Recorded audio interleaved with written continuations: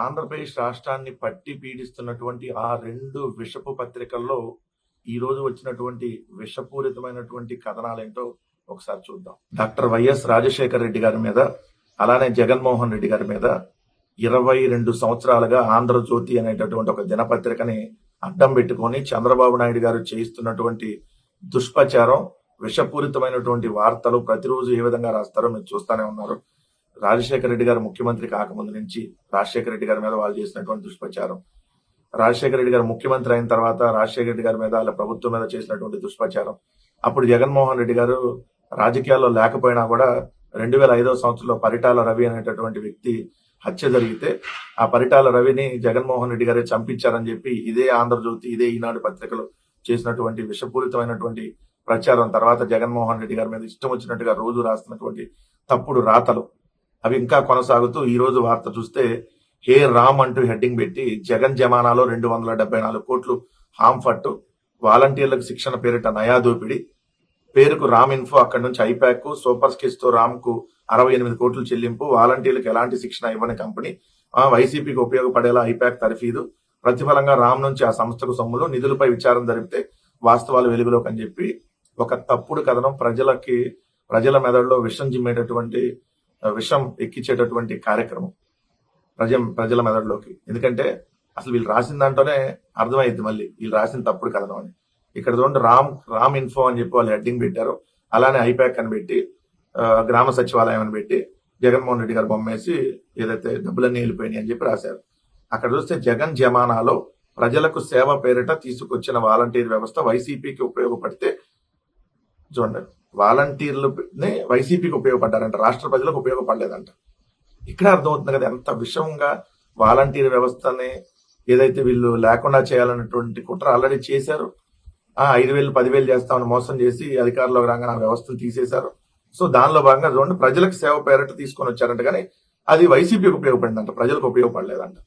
అంటే రాస్తూ ఇది కాంట్రాక్టు జగన్ సర్కారులో గ్రామ వార్డు సచివాలయ ఉద్యోగులకు శిక్షణ, పర్యవేక్షణ, సమన్వయం కోసం రామ్ ఇన్ఫో అనే సంస్థ కాంట్రాక్ట్ ఇచ్చారు, వాలంటీర్ల శిక్షణ పేరిట ఏటా 68 కోట్ల రూపాయలు చెల్లించారు అని రాశారు.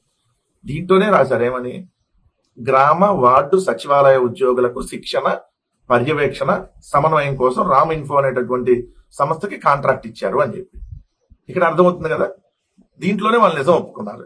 ఈ రామ్ ఇన్ఫో అనేటటువంటి సంస్థ 25 సంవత్సరాల నుంచి ఉన్నటువంటి ఒక సంస్థ, రామ్ ఇన్ఫో లిమిటెడ్ దాని పేరు.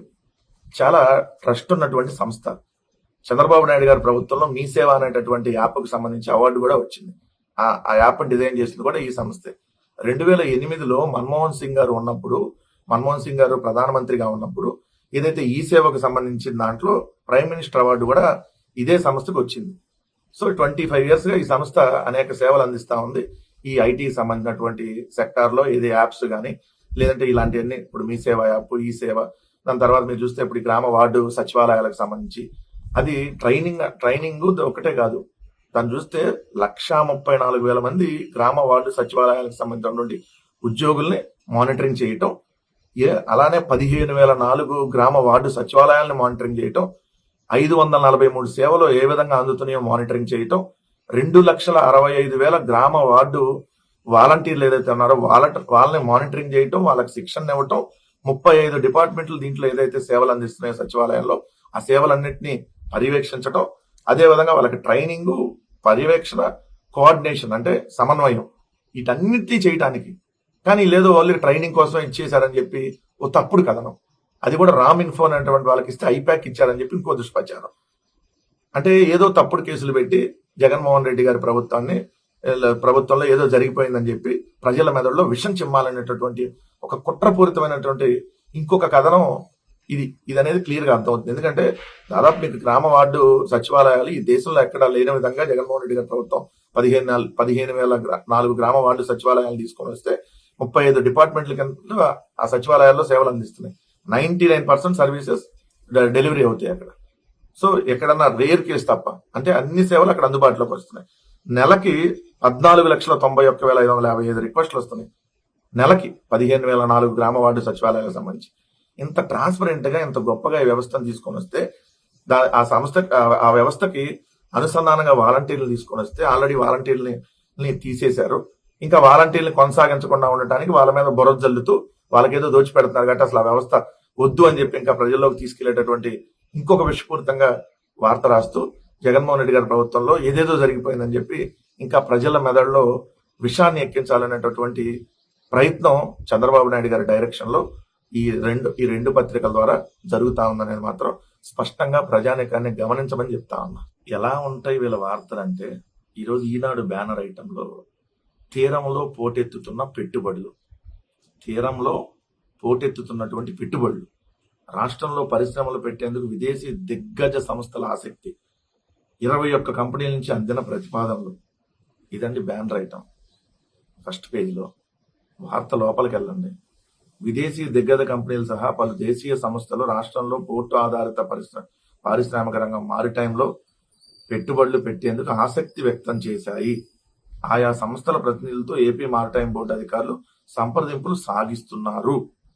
ఇంకా రాల కానీ తీరంలో పోటెత్తుతున్న పెట్టుబడులు, సంప్రదింపులు జరుపుతుంటేనే తీరంలో పోటెత్తుతున్న పెట్టుబడులు.